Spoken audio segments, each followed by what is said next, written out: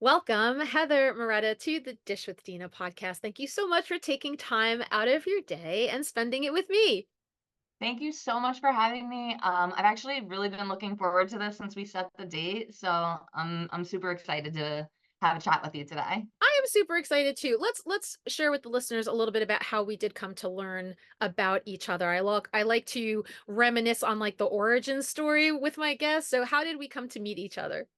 So I always like to say in the world of dietetics, you're two, maybe three people removed from everyone. Um, I have a volunteer who is currently helping me out. She's fabulous. And she took over my Instagram and she follows you. She was telling me how good of a podcast, good of a dietitian. And I was like, that's so cool. And when you had put out that you were interested in having some people, join you on the podcast, I was like, sign me up. It turns out not but a week ago, you spoke to her organization and she's texting me. She says, "Hey, Dina's doing a live stream for us right now." And I'm like, "Oh, mention my name. Tell her I'm gonna be with her next week." So that's how I found you, and it just seemed like a really cool opportunity. I appreciate that. This podcast started in the like May of 2020, so the beginning stages of our pandemic life. And I wanted to combine my background in communication and my current, we'll talk a little bit about you and I being second careers, Heather. So my Mm. current role in dietetics, but I didn't want it to be like the dietitian podcast. I wanted it to be a variety of people in the health and wellness space, or just people who were interested in that. So it's kind of cool when I do get to speak with dietitians that we do have some familiarity, we have some language that we use that I'm, comfortable with, and that we also can share our guidance and our experiences with the listeners who are potentially going in this field. Because I had mentioned to you earlier that some people who do listen to this podcast are either nutrition students, dietetic interns, newly credentialed dietitians, or people in the wellness space. So it's always nice to kind of give a little insight behind the scenes into what a person does when they're a dietitian, a day in the life of us. So let's talk about exactly how you got started with this career path. What was the interest that sparked your concerns? And also you mentioned being a second career. So share with us a little bit about what did you do before switching over into dietetics? When I was in high school, I truthfully kind of didn't care that much about where I was going to end up. Truthfully, I always just did really well in school. It came very naturally to me. So I'm like, okay, what am I good at? I'm good at school. I don't know, maybe I'll be a teacher. My mom's a teacher, my sister's a teacher, just kind of rolled into it. Um, I became a special ed teacher and I specialized in ADHD and autism. So I really started to learn about how that brain works. And after about 3 years of teaching, I realized this isn't for me. And in New Jersey, after 3 years, the first day of your fourth year, you get tenured and you're basically good to go for the rest of your life at that point. And I just knew in my heart that it wasn't my passion. And if I took that one day, I might never leave. So, leap of faith, I went home and I made a list of what am I passionate about. And I've always been passionate about nutrition, started in high school, but for whatever reason, I had never kind of thought of it as a career path. So I ended up calling the university that I went to, which is Montclair State, and I spoke to the advisor for probably an hour.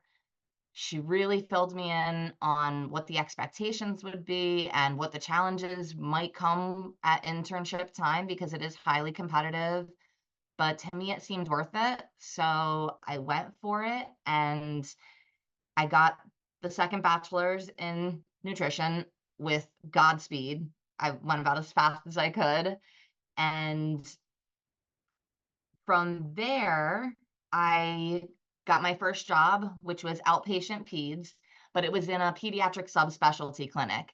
So I mean, I might even miss something. I worked with GI, neurology, pulmonology, genetics, allergy, nephrology, you name it. I felt like a jack of all trades, master of none.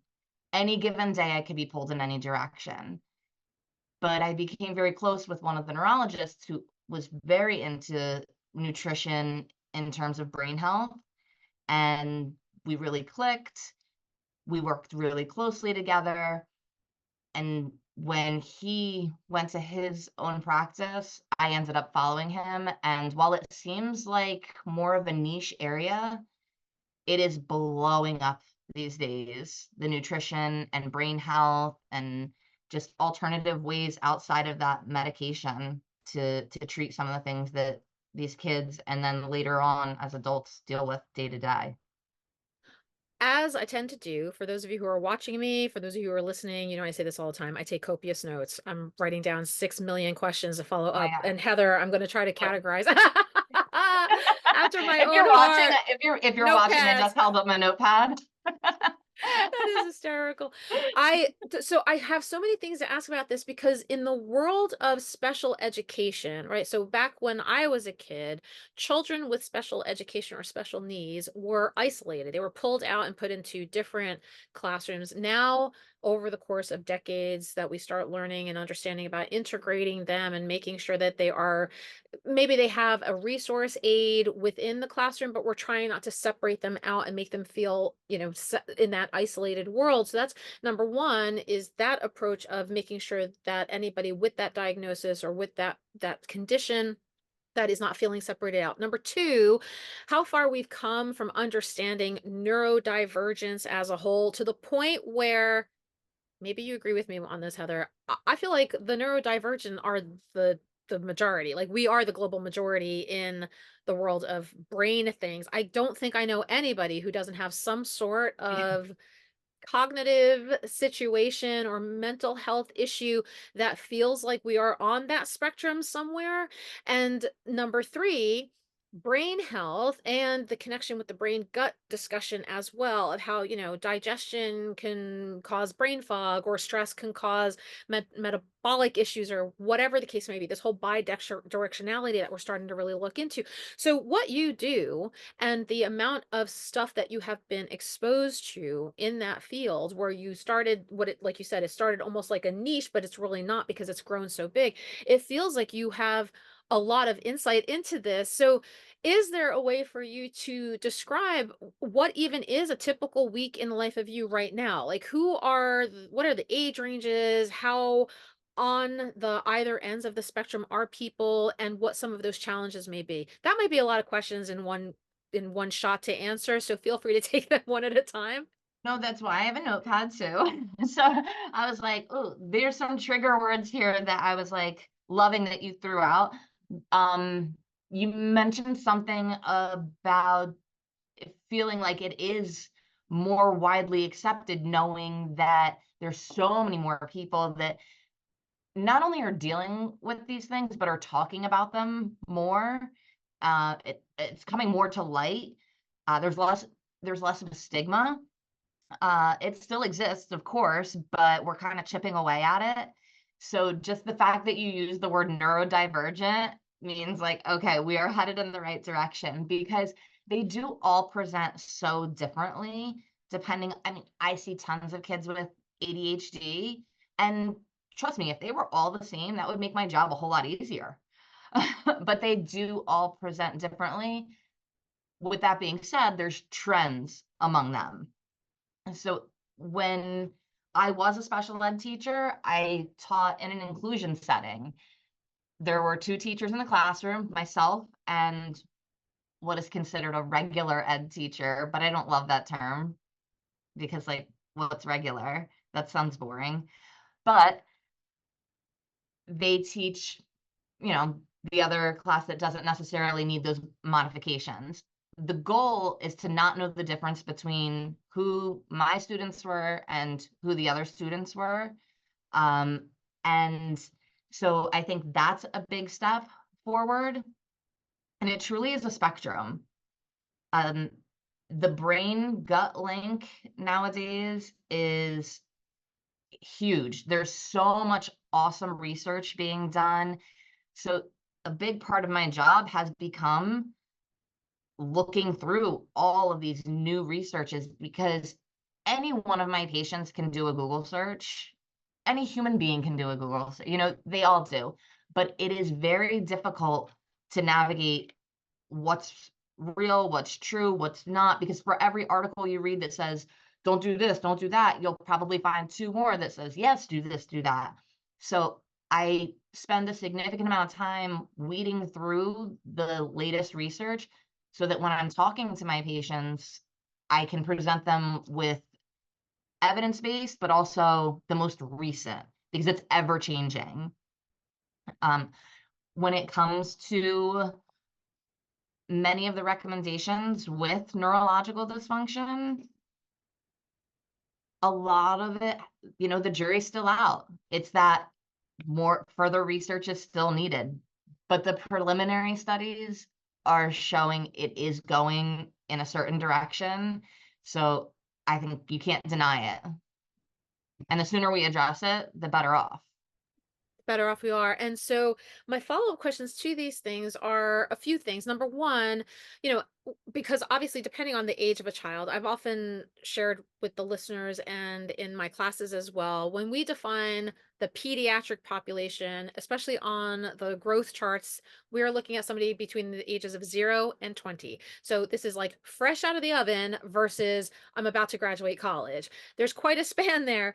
But when you're working with the younger population, or maybe some people who might not be as independent in the older stages, that they are relying on a care provider or a parent, you are then educating and counseling more than just one person in that same session. Mhm. And so I can understand the frustration that might happen to, or the fear that might happen, that if people are looking up their own research and finding things, or they're following people who consider themselves to be experts in a particular field, but might not be as qualified or have an agenda on something, that there could be some confusion. Like, I want to fix my kid. Something's wrong with my kid. I want to make sure I'm taking care of my child. So can you share with us too a little bit about the approaches that you're taking to kind of level the playing field, but also how you have to implement this customized approach too? Because what we learn well, I mean, correct me if I'm wrong, but even the learning in textbooks, we don't even go this deep, right? Like, there's not a Oh. lot of stuff.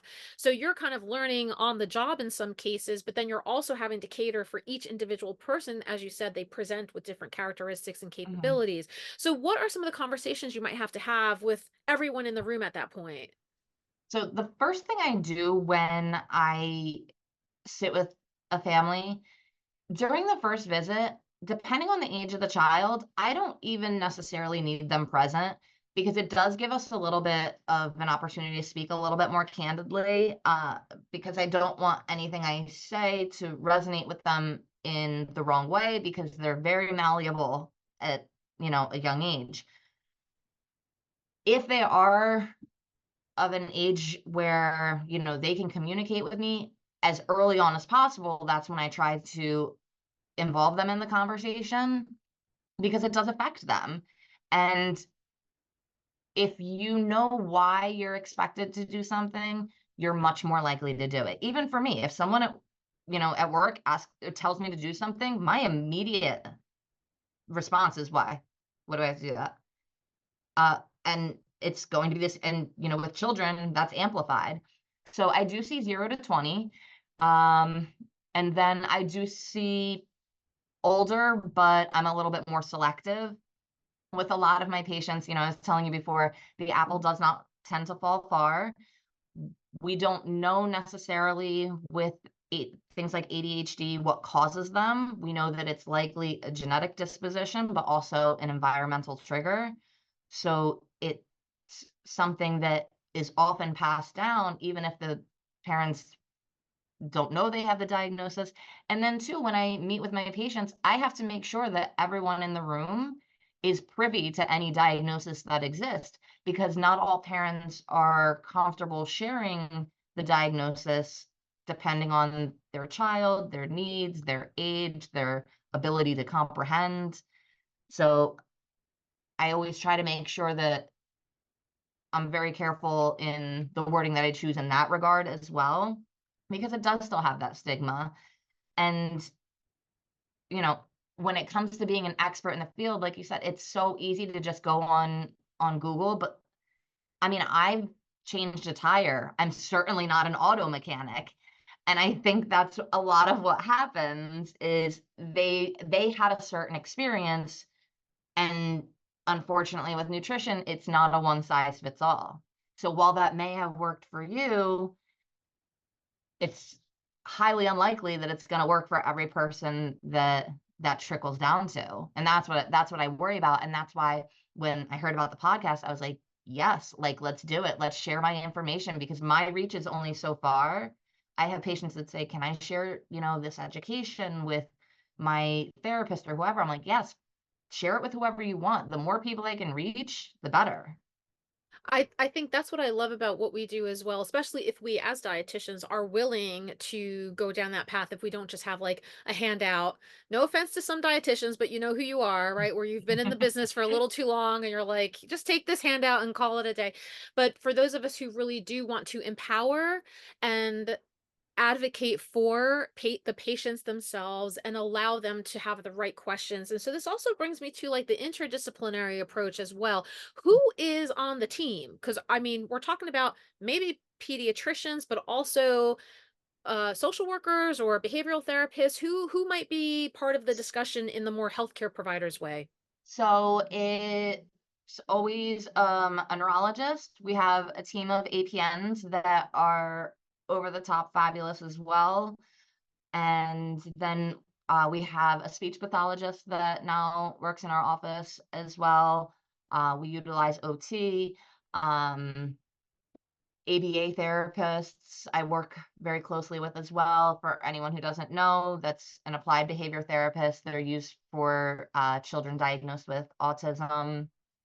Uh, and they work a lot on communication and feeding issues, because one of the things that gets overlooked so much with specifically ADHD, like we know that autism is a sensory disorder, and most kids who have autism have ADHD, but most kids who have ADHD do not have autism.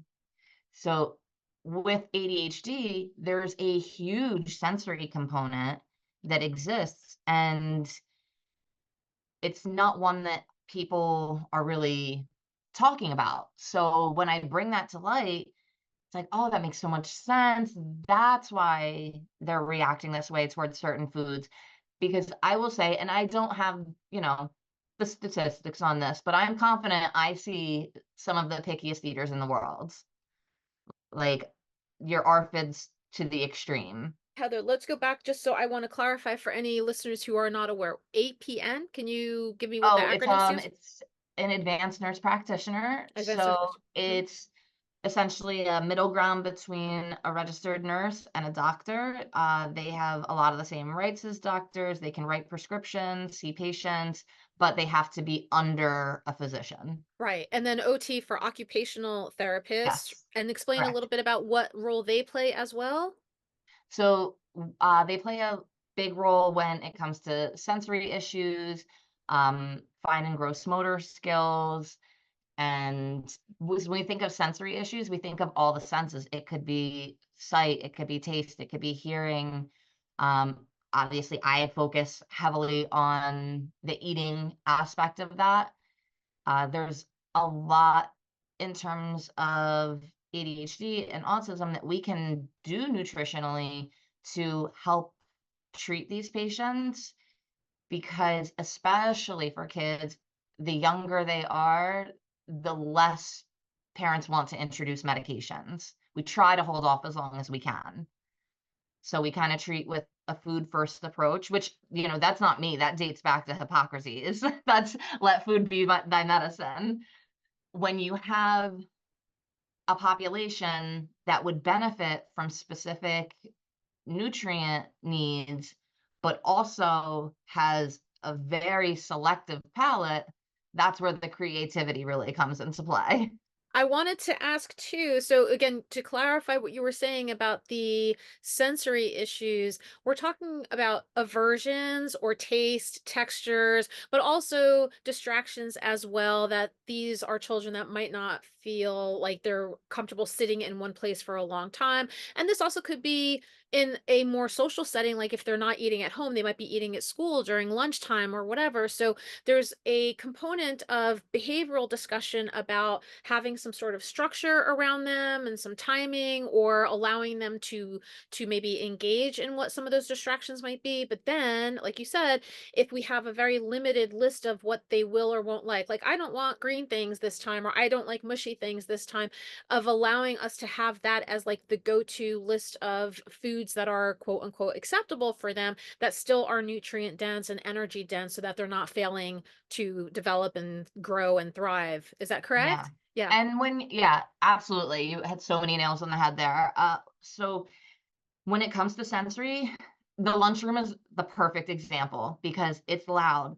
There's smells coming from every direction. There's different tastes. Many of my patients are on stimulant medications. So if their appetite is going to be gone, that's going to be the time of day. It's also the only time during the day where they're truly allowed to socialize. And so for a lot of these kids, they would rather take advantage of that. And then food takes a back seat. And then you have that fluctuation in the blood sugar, which makes it very difficult to focus in the afternoon because they didn't get proper nutrition at lunchtime. And there is a difference between kids who experience true sensory food aversions and kids who have behavioral issues with picky eating.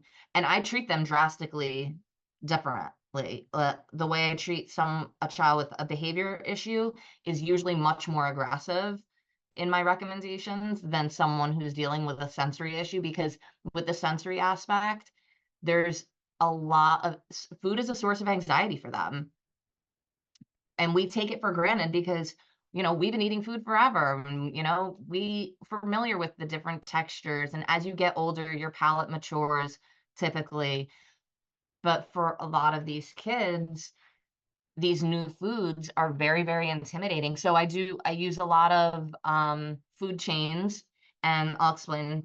Food chain is essentially starting with one food and building on that food to work to others. Because when it comes to a true sensory issue or picky eater, it's not necessarily about your quote healthy or unhealthy options. It just becomes about variety in general.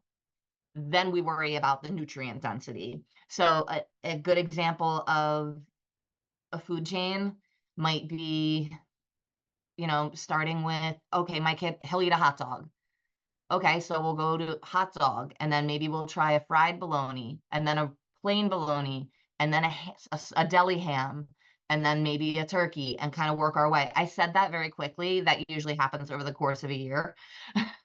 It is a very long process. That's a big part of why a lot of parents do give up, because it's also a very thankless process. But if you are consistent, it is effective. And I mean, this speaks volumes because you can apply that philosophy to every single healthy habit in life, or habits in general. Of consistency is key, trial and error, and just stick with it. There's really no, immediate gratification that's going to be realistic and sustainable, as I've said a bazillion times on this podcast and many other episodes.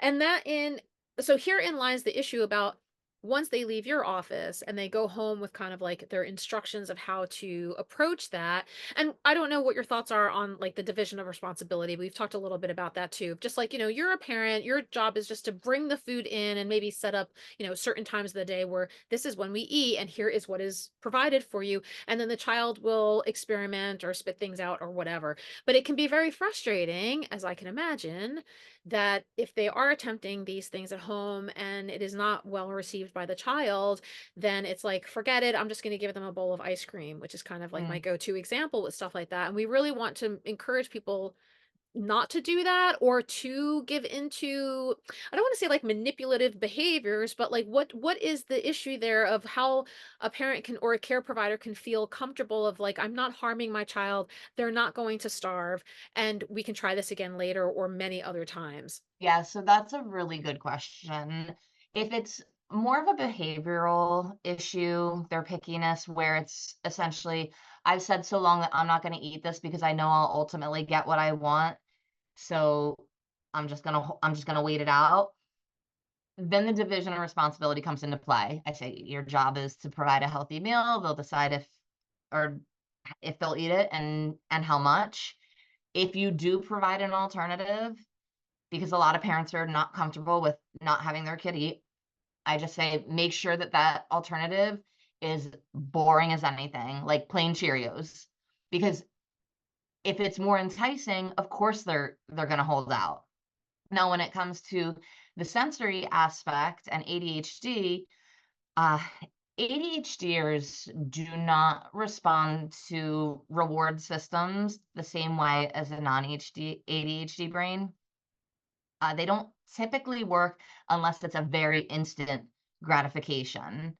I'm not above bribing children, as long as it's not with food. I like to call it extrinsic motivation, as long as it's not with food. And, because if you say, oh, well, you ate this, so you can earn ice cream, no matter what, innately, now ice cream holds a higher value. So when it comes to offering those, what I consider challenge foods, I usually have parents select one day a week. They use the same day every single week because I need it to become part of the routine, and it takes the stress out of the other days of the week. If you are constantly saying to a child, try this, try this, try this, try this, like they just get annoyed at that point and they're gonna not eat it out of spite. But if you can have that one dedicated time where, and I usually try to do it outside of a meal time so they don't even associate it with meals. And we make it super fun. We turn it into a game. Full disclosure, I was blessed with a picky eater, so I get the benefit of doing this all day and then going home and doing it again.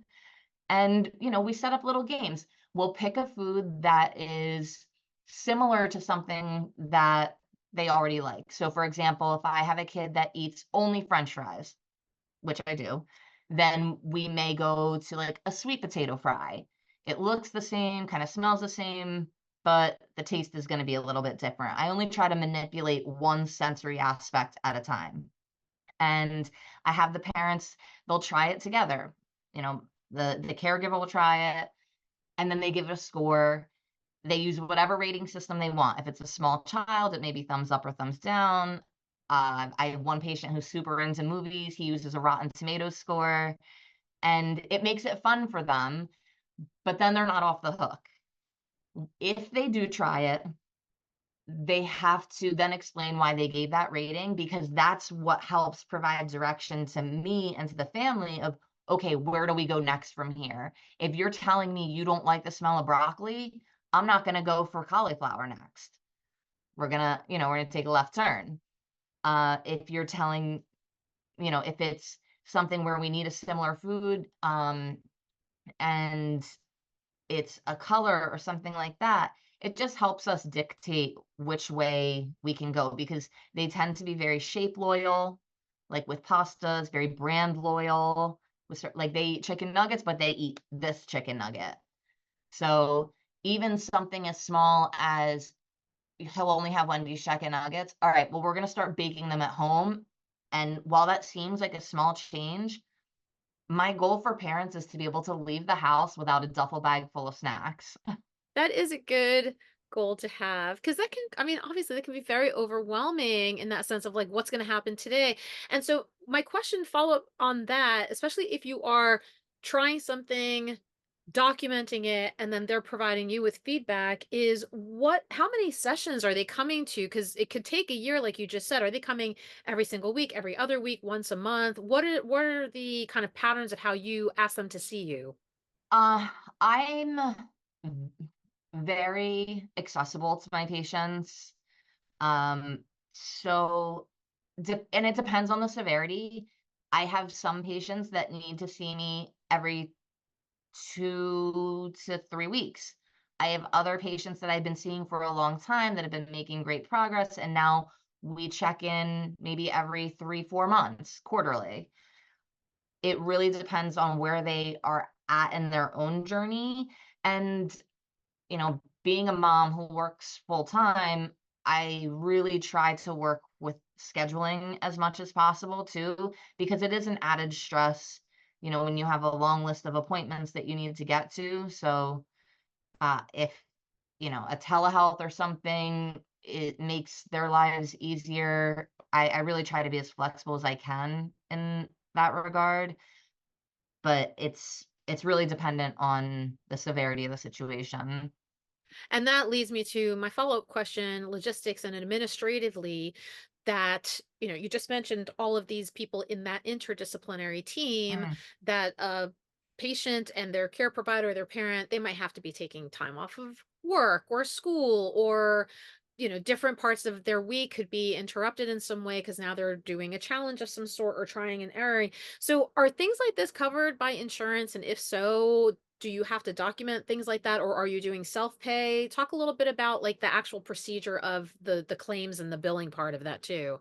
Yeah, and you know what? That is something, I've been in my current role for, I'm just coming up on 2 years, and I went to nutrition school. I did not go to business school.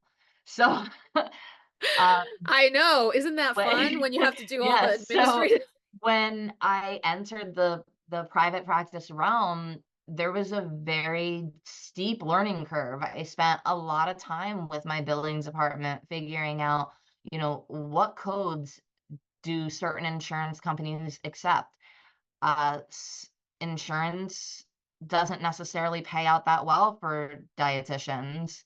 Um, so, being able to negotiate contracts is not something that I really had anticipated, but it's something that you have it comes with the territory. So I do see self-pay. I also see a few different Medicaids and most of the major commercial insurances. And the reason that I do that is because I feel like I can. I feel it's important to me to do that because I feel like I can reach more people. And I was telling you this before, I want to reach as many people as I can. And I'm only one person. So if I have even a small way of opening it up to other people, then I would like to be able to do that. But insurance does present challenges whenever if I have a patient and they're seeing the neurologist, but it's a little bit after I would like to see them. I'll still just put them in on the same day, and just to make it easier for them so that way we can kind of tag team them. And then they all have my email address. So if there's any like pressing issues or they're feeling especially overwhelmed, because I truthfully think there's not a whole lot of things in terms of children that are more stressful than if you have a kid that doesn't eat or sleep. Like it Yeah, takes a toll. you have absolutely said a mouthful there. And I like talking about things like this too, because like I said, depending on who the listener is, whether they are in the dietetics field slash health and wellness world, they're still human people with potentially issues of their own. So things like this can resonate with them. So whether you're listening and you run your own private practice and you're concerned about how am I getting paid and whatever, or you could also be a person who has a child that needs these kind of follow-up visits and these appointments. And these are questions that we as practitioners might have to ask and figure out as to how we want to run our business, but that you should also be savvy too, because things can be denied and then you don't know that you have Mhm. to pay out of pocket. And this throws off the whole scheme of things. Now, oh my gosh, I thought I was going to be, riding for free for an entire year.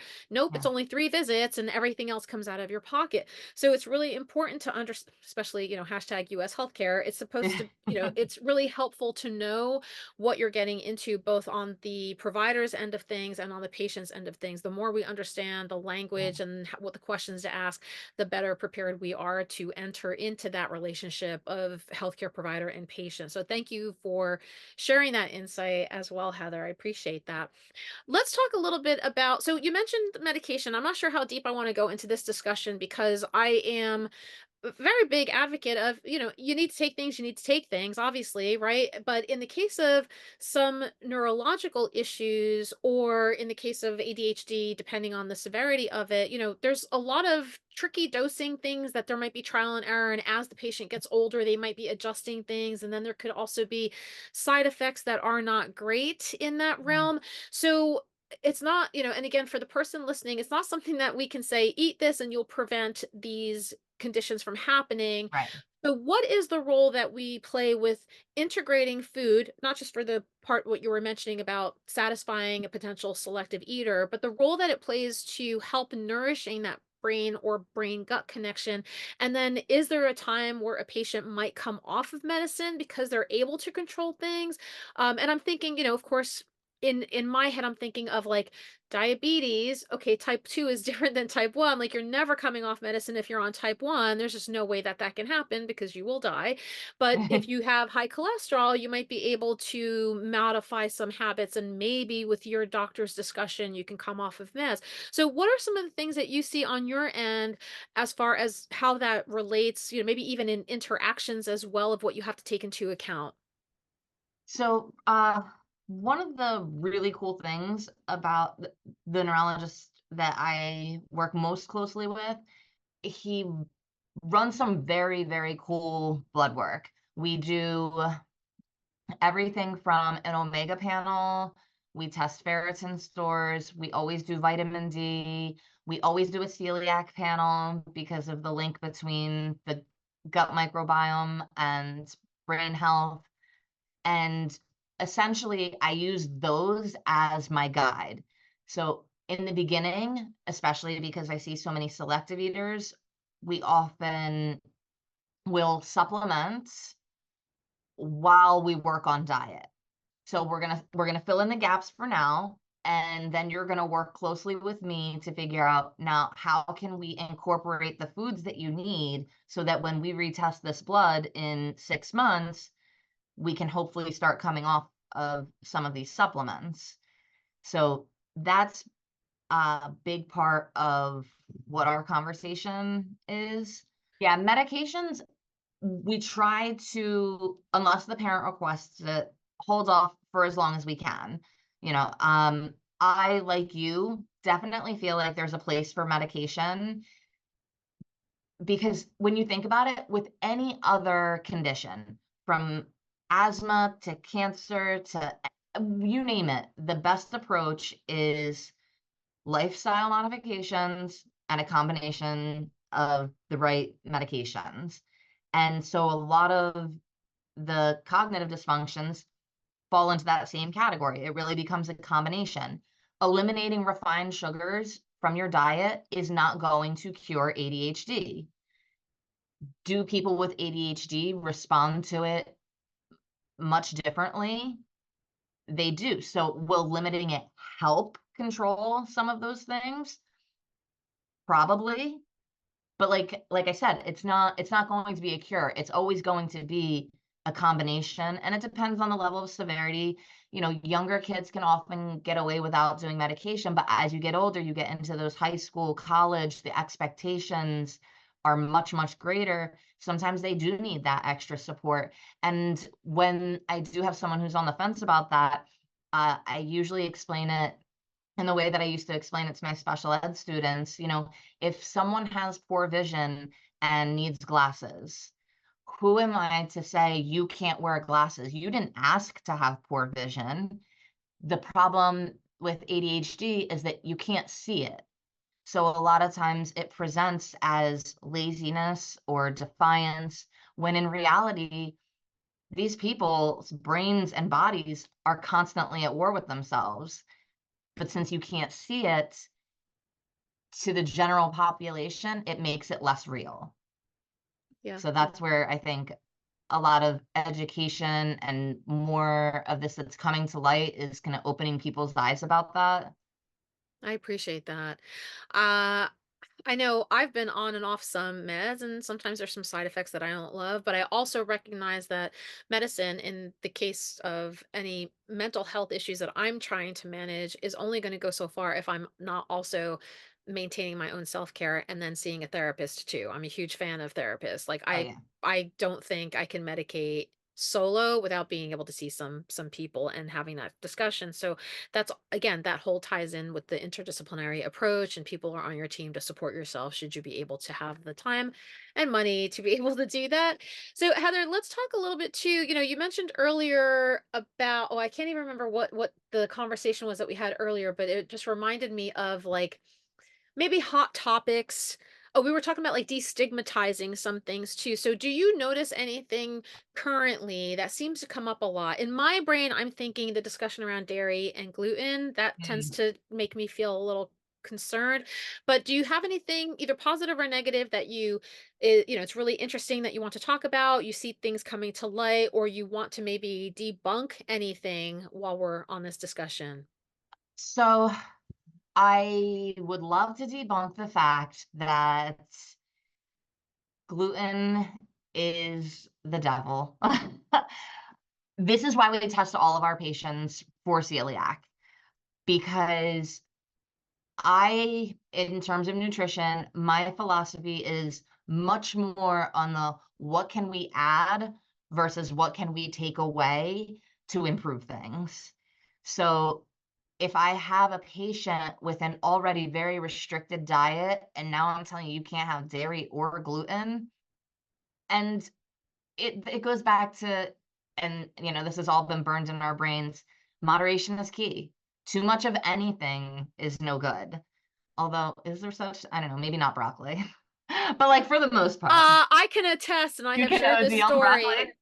I ended when I kind of like switched over to being more vegetarian diet about 17-ish years ago or so, and every day my go-to green of choice, not to derail this conversation, but you Yeah, did no, bring up rock, I was could. spinach, Heather, and spinach is a high oxalate food, and I ended up with Okay, that's 2 true. kidney Kidney stones. stones. I knew you So were gonna. I tend to tell people when vegetables attack, how much of too much is anything? There you go. So I'm just side noting with No, my anecdote. I would like to submit for Exhibit A. I didn't even, and I had to talk over you because I knew you were gonna say kidney stones. I mean, granted, it's my role to know that, but as soon as you dropped oxalate, I was like, here we go. So no, that's a good point though.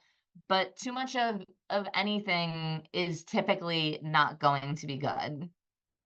And also, you bring up too the discussion around if people are like, well, what's the harm in just getting rid of something because it's inflammatory, or just to be on the safe side, let me get rid of dairy or whatever.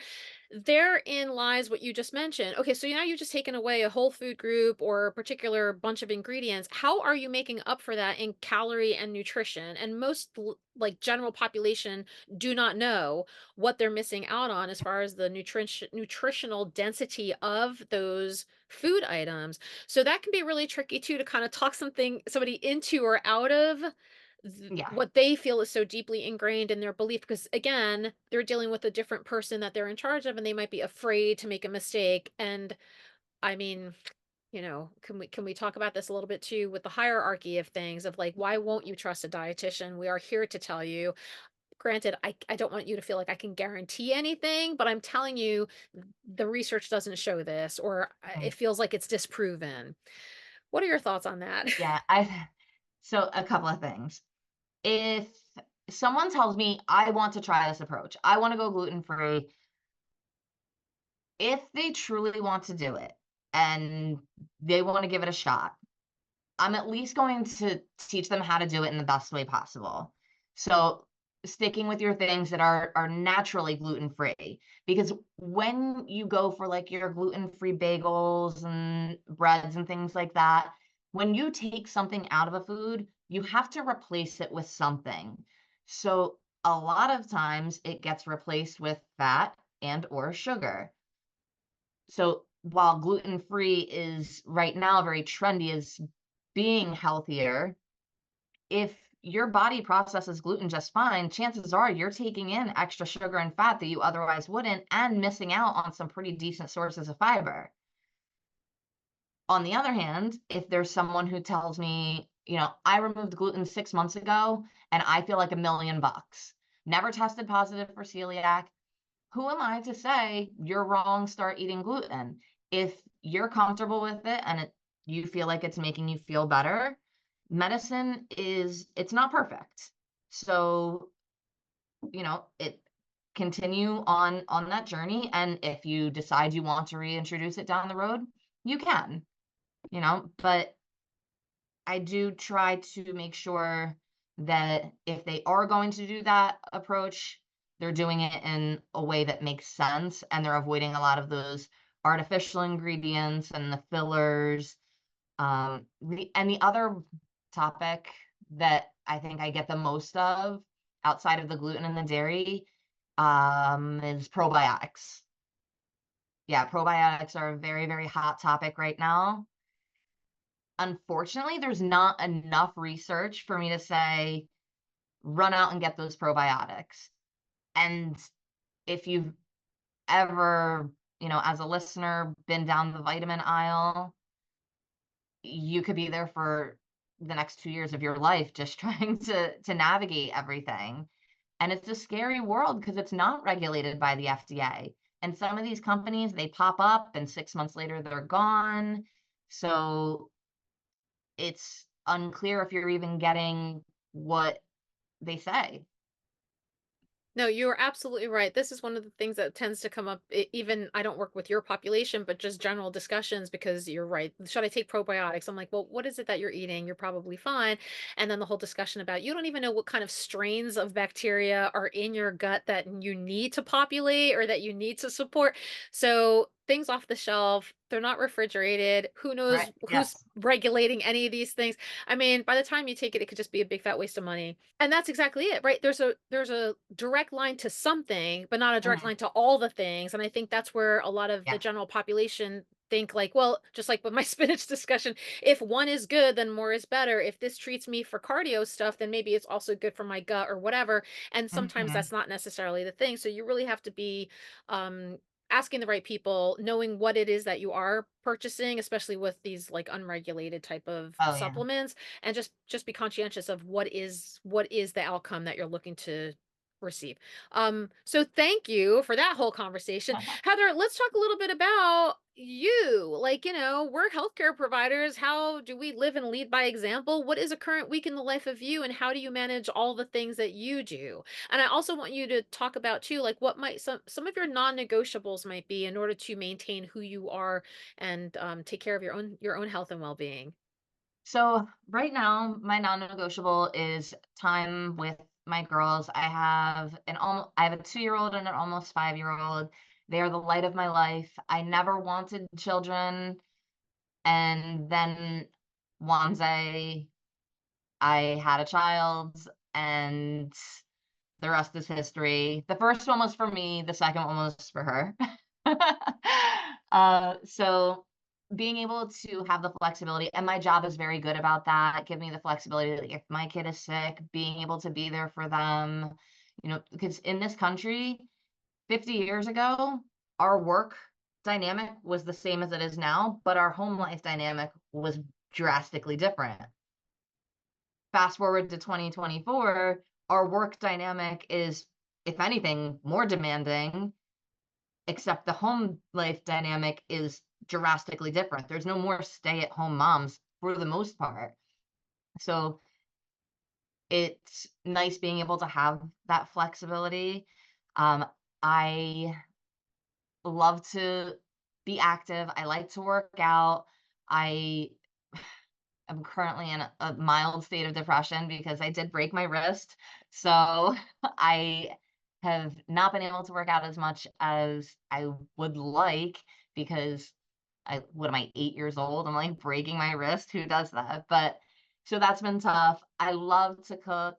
I love to, just experiment with new recipes. My job allows me to be able to do that. I do cooking demos over Zoom for free. Just it's for anyone who's interested, who wants to log on and, learn a thing or two. But outside of that, and I know you know this about me because we spoke about it, but I am a huge Bravo junkie. That is that is probably outside of nutrition what I spend the majority of my time doing. I don't think there's a Bravo show that I don't know, whether it's Housewives, VPR, every below deck, of which there's like 10. Wait, Heather, But have you gone to like a BravoCon? Is that how much of a junkie oh you my, are? so it was in Vegas this past year, and it's insanely expensive. And I just don't feel like I was prepared enough. And now I'm kicking myself because the 2 years before it was in New York, which was like my backyard. So I'm hoping to go, if not next year, the year after, because I don't know if they're going to start doing it every other year, but that for sure would be my happy place. Like, if I could, in fact, maybe I'll just start my own nutrition podcast, just do like a nutrition Bravo podcast. There we go. We'll just combine it all. I will tell you, there is a space for everything. I always kind of say, like, even with people who have rare diseases, there's at least somebody out there who knows what you're going through. Anybody who has like a niche interest of something, there's probably an audience for you. So I grant you permission, Heather. Yeah. Do whatever it is that brings you joy. What is your current caseload like? Like, how many patients a day do you see, and do you work odd hours, or is it like a 9 to 5, typical like office environment? Uh, I have the freedom to work whenever I want, but I do keep a typical, like, standard business work day. I do keep one day for admin just to get through the emails and all the paperwork and things like that, letters of medical necessity. I see patients 4 days a week. I see anywhere from 4 to 6 patients a day. And I block off about an hour for them. I really like to spend a good amount of time with them. I had a patient in here yesterday who was checking his watch. I'm like, "Do you have to go?" He was like, "No, I just don't want to waste your time." And I was like, "Oh no, honey, I have you blocked off for plenty. Like, don't worry about me. Like, I'll talk for days. If I have someone that's interested and genuinely is wants to make changes, I'll talk to them. I'll talk their ear off." That's how you know you're in the right field. When So true. it's like, I can't stop talking about this. This is all I eat, breathe, sleep, dream, etc. So Heather, what does the future you look like, or maybe even the future of what you hope this population looks like, or whatever your specialty is, if you do see yourself going, beyond the next 2, 3, 5 years, however far in advance you plan for things? Yes. So when I joined this practice, it was much smaller than it is now. I was one of the first subspecialties that was brought in, and I've had the last 2 years to really, really build my practice. I think in the next couple months, actually, I'm looking to hire someone underneath of me so they can kind of take some of the patient load and I can focus on some of the other stuff that I enjoy about nutrition. I do enjoy that research aspect, finding out, what's the cutting edge and the new evidence based. I think what you do is super cool. That's why I was so excited to do it because when it comes to nutrition, there are so many different avenues that you can take, and there's so many different outside of the box that people don't really think about.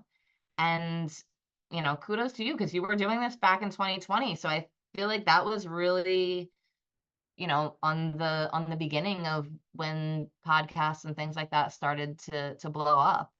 It was that pandemic era. Yeah, we had a lot of time on our hands, and I lost a lot of business, and I was like, what am I gonna do now? So let's just start talking to random strangers on the internet.